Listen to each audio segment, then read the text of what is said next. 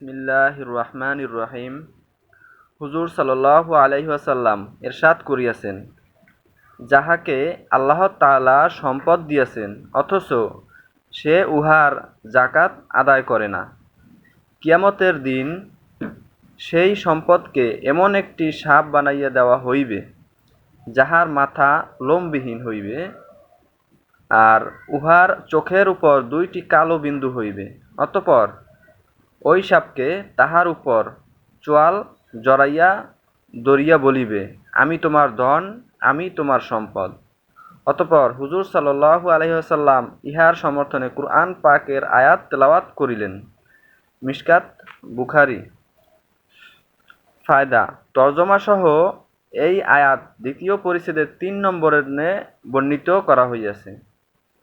এই সাপের একটি বৈশিষ্ট্য তো এই বর্ণনা করা হইয়াছে যে উহা সুজা সাপ হইবে। কোন কোন আলেম সুজা অর্থ পুরুষ জাতির সাপ বলিয়াছেন, আবার কেহ কেহ বলিয়াছেন সুজা ঐ সাপকে বলা হয় যে লেজের উপর সোজা খাড়া হইয়া মোকাবেলা করে। দ্বিতীয় বৈশিষ্ট্য এই বলা হইয়াছে, উহা গুঞ্জা অর্থাৎ উহার মাথা লোমবিহীন হইবে। লোমহীন এই জন্য বলা হইয়াছে যে সাপ যখন অত্যন্ত বিষধর হয়, তখন বিষের তীব্রতার কারণে উহার মাথার লোম পড়িয়া যায়। তৃতীয় বৈশিষ্ট্য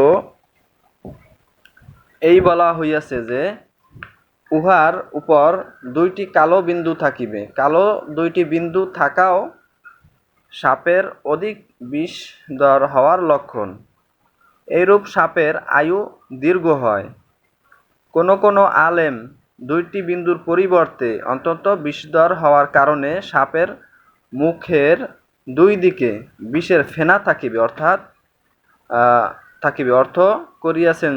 কেহ কেহ অর্থ করিয়াছেন উহার মুখের বাহিরে দুই দিকে দুইটি দাঁত থাকিবে।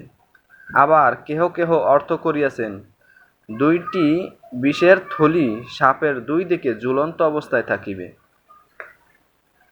এই হাদিসে যাকাত না দেওয়ার কারণে তাহার সম্পদ সাপ হইয়া গলায় পেঁচাইয়া ধরিবে বলিয়া উল্লেখ করা হইয়াছে।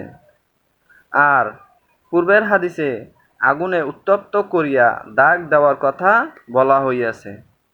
এই দুই প্রকার আযাবের কথা কুরআন পাকের ২ আয়াতেও উল্লেখ করা হইয়াছে। আর উভয় আয়াতই দ্বিতীয় পরিচ্ছেদে আয়াতের বর্ণনায় অতিবাহিত হইয়াছে। এই ২ প্রকার আযাবের মধ্যে কোনো বিরোধ নাই, কারণ বিভিন্ন সময়ের পার্থক্যেও দারুণ ও বিভিন্ন প্রকার সম্পদের দরুন বা বিভিন্ন মানুষ হিসেবে আযাবের পার্থক্য হইতে পারে। আবার উভয় প্রকার আযাব একত্রেও হইতে পারে।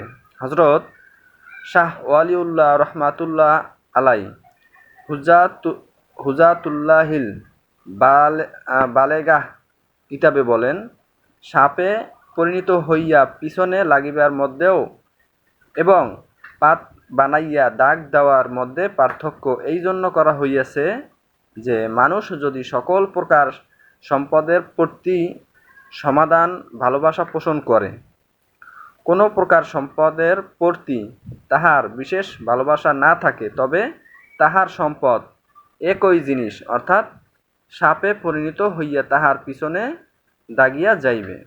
আর যে ব্যক্তি বিভিন্ন প্রকার সম্পদের প্রতি বিশেষ ভালোবাসা পোষণ করে, সে রৌপ্য মুদ্রা ও স্বর্ণ মুদ্রা পরিণত করিয়া রাখে।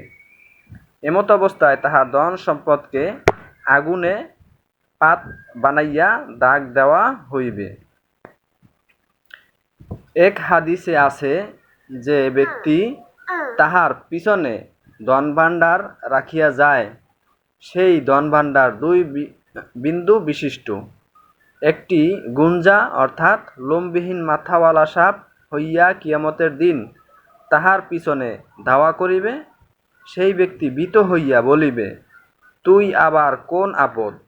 সাপ বলিবে, আমি তোমার ধন ভাণ্ডার, যাহা তুমি রাখিয়া আসিয়াছিলে। সেই সাপ প্রথমে তাহার হাত, অতঃপর তাহার সম্পূর্ণ শরীরকে খাইয়া ফেলিবে।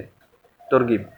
কিয়ামতের শাস্তি সম্পর্কে এই কথা বহুবার আসিয়াছে, যে ব্যক্তি কোনো আযাবের কারণে চূর্ণ বিচূর্ণ ও টুকরো টুকরো হইয়া যাইবে,